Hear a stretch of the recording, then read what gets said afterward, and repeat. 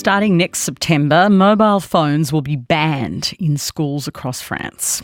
Students won't be able to use them in between classes or even during their lunch breaks. Basically, no phones at school. It makes good on one of President Emmanuel Macron's campaign promises, and the French education minister says it's a matter of public health because children aren't playing during break time anymore. Here in Australia, we have a few schools that have done the same thing. It's up to the schools themselves. One of them is Perth College, whose principal, Jenny Ethel, joins me now. Welcome to RN Drive. Well, thank you, Patricia. It's good to be with you. What sort of difference did your ban make? When did you make it and why did you make it and what changed? Yeah, look, Patricia, we actually made the ban from the beginning of 2017. I actually spoke to the students at the end of 2016. We were really keen. We have a leadership program through the school, and we were really keen for the girls to really develop authentic relationships. There's research around about young people not being able to read body language, not being able to pick up on social cues, etc. And we felt that some of our students were being obsessed with the screen and spending all of their time on it. So at the end of last year, I said, look, I'm going to be the meanest principal in the world. For these reasons, we're going to actually not allow you to use phones at recess and at lunchtime. They still can have them on them before school and after school from a safety perspective. But during recess and lunchtime, we want you to be interacting with each other and having proper, authentic, three-dimensional, as we call it, relationships with each other. And we've noticed a huge difference in our schoolyard over the 12 months. Was it easy to enforce? Because I imagine, phone addiction, hey, I'm putting my hand up.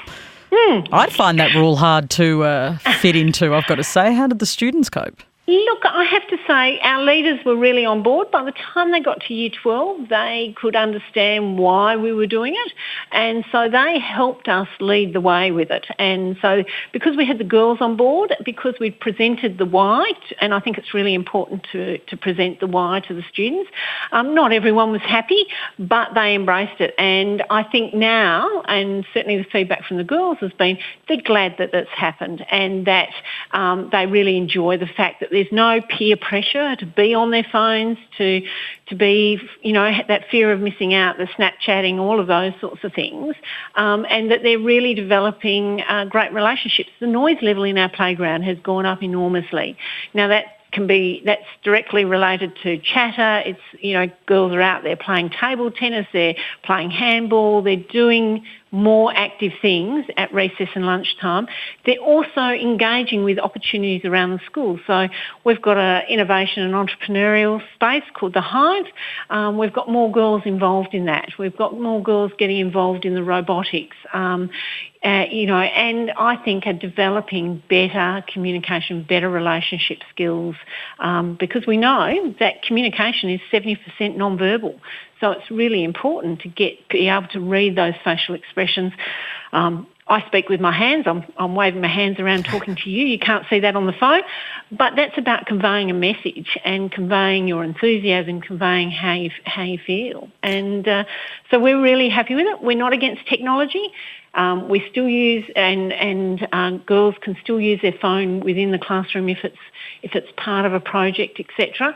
So, we're not banning them from using technology. We actually embrace technology at Perth College, but it's about that correct balance between the technology and the screen and authentic relationships.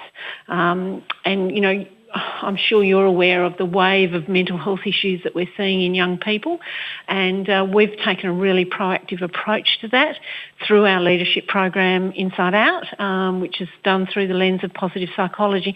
And that's about having meaning and purpose and developing strong relationships in your life. That's part of Martin Seligman's PERMA model, and that's really important. And so that's what this phone ban has done, is allow our girls the freedom to actually develop those relationships, to find meaning and purpose in their lives. So what do you make of the French government's decision? Would something like that work in Australia? That's a ban across France. Yeah, look, I think it's a pretty heavy-handed approach, but I do see, when you go out to restaurants, you see people that sit, couples that go out and all they do is spend their time on the screen. Well, how's that going to be a meaningful and relationship long term? So, and I'm with you, I get very distracted by my phone. So to being forced to put it down, perhaps it is a good thing. I don't know. I hope that they've got some measurements in place, that they're going to measure the wellbeing, because we measure our students' wellbeing, we measure our staff wellbeing, and certainly we've seen an increase in our wellbeing and our resilience of our young people within the school through the programs that we've put in place. I'm not saying that's just about the phone ban, but that's about a combination of events. Do you think it's helping their academic performance as well as sort of their well-being? Look, I mean, you feel well, you do well. So if it's helping your well-being, well, perhaps indirectly. I think it's perhaps a bit too long a bow to draw a direct correlation, and we haven't measured that. But certainly, I would think that certainly they're not fatigued, they're not on screens during recess and lunchtime. So when they're using their technology, they're perhaps using it more purposeful and in a more engaging way, and they don't have that time at the screen. Look, I don't have any hard and strong evidence to say that it is, but, I do know that there is a link between feeling well and doing well. And I think we all can say that in our personal lives and in our work lives. If we're feeling good about ourselves, feeling confident, feeling as though we've got purpose in what we're doing, then we tend to perform well. And, so that, I suppose that's a long bow, but you could draw that conclusion. Many thanks for your time. That's quite all right. Good to be with you, Patricia. Jenny Ethel is the principal of Perth College, and they've also banned phones in 2017. Of course, the hook for us, and I was so fascinated by this, is that the French government has banned mobile phones in schools, even at recess. No mobile phones. Some schools, of course, in Australia are doing it as well, although it's a case-by-case, school-by-school basis. What do you make of that? Do you think phones are distracting and affect kids' well-being, students' well-being, perhaps even adult well-being? 0418 226 576.